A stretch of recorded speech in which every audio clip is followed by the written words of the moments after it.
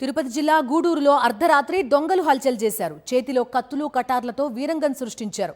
తూర్పు వీధి పూలతోట ప్రాంతాల్లో కత్తులు పట్టుకుని కలియదిరిగారు. అర్ధరాత్రి సమయంలో దొంగలు హల్చల్ చేసిన దృశ్యాలు సీసీ కెమెరాల్లో రికార్డయ్యాయి. దొంగల వీరంగంతో నగర ప్రజలు భయభ్రాంతులకు గురయ్యారు. ఘటన పోలీసుల నిఘా వైఫల్యానికి నిదర్శనంగా కనిపిస్తోంది.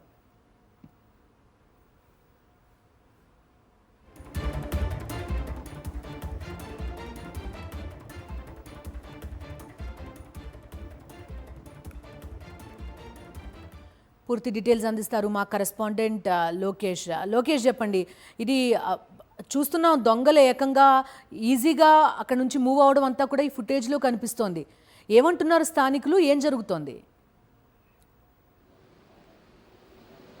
బిందు, నెల్లూరు జిల్లా గూడూరులో అర్ధరాత్రి పూట దొంగలు కత్తులు కటార్లు పట్టుకొని కూడా ఇండ్ల వెంబట అదేవిధంగా కాలనీల్లో కూడా సంచరిస్తున్నటువంటి సీసీటీవీ ఫుటేజ్ చూస్తే ఖచ్చితంగా నెల్లూరు జిల్లాకు సంబంధించినటువంటి గూడూరు పట్టణంలో ఎస్హెచ్ఓ అదేవిధంగా పోలీస్ శాఖ యొక్క పూర్తి వైఫల్యము కంటికి కట్టొచ్చినట్లుగా కనిపిస్తున్నటువంటి ఘటనగా చెప్పొచ్చు.